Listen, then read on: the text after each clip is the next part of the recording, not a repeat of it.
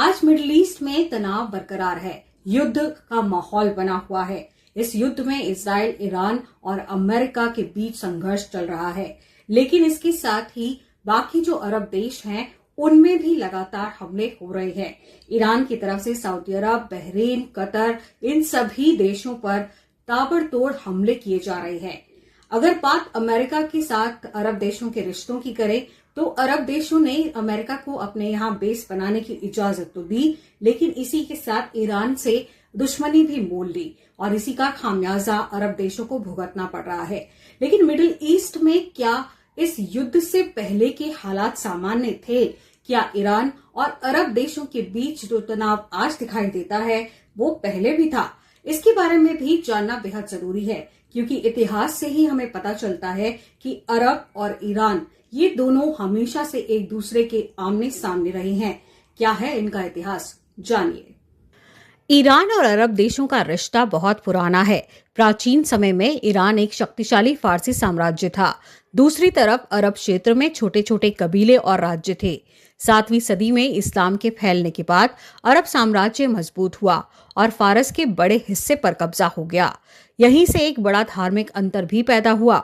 ज्यादातर अरब देश सुन्नी मुस्लिम हैं, ईरान शिया मुस्लिम देश है। आज भी ये धार्मिक अंतर कई राजनीतिक संघर्षों की वजह बनता है। प्रथम विश्व युद्ध के बाद मध्य पूर्व का नक्शा बदल गया। ऑटोमन साम्राज्य खत्म हो गया और कई नए अरब देश बने।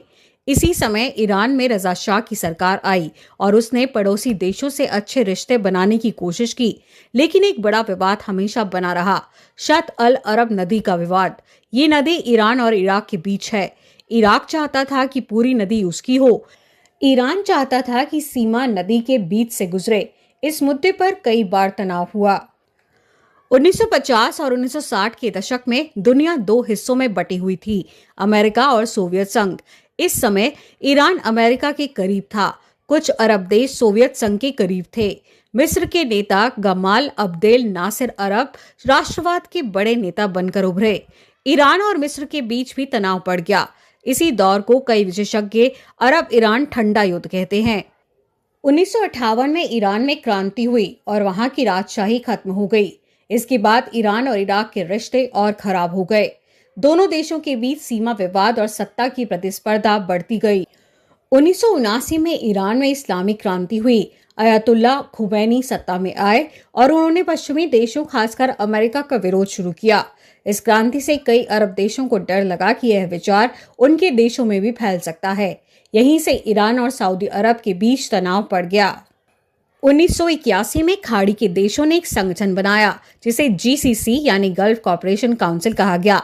इसमें शामिल देश थे सऊदी अरब, कुवैत, UAE, बहरीन, कतर और ओमान। इस संगठन का एक उद्देश्य ईरान के प्रभाव को सीमित करना भी था। आज ईरान और अरब देशों के बीच सीधा युद्ध कम होता है, लेकिन कई जगह अप्रत्यक्ष लड़ाई चलती है। उदाहरण के लिए यमन का युद्ध, सीरिया का युद्ध, लेबनान की राजनीति और इराक की स्थिति। इन सभी जगहों पर अलग अलग देशों का प्रभाव देखने को मिलता है। आज जो तनाव चल रहा है वह सिर्फ दो देशों का मामला नहीं है। अगर ये युद्ध बढ़ता है तो इसके बड़े परिणाम हो सकते हैं।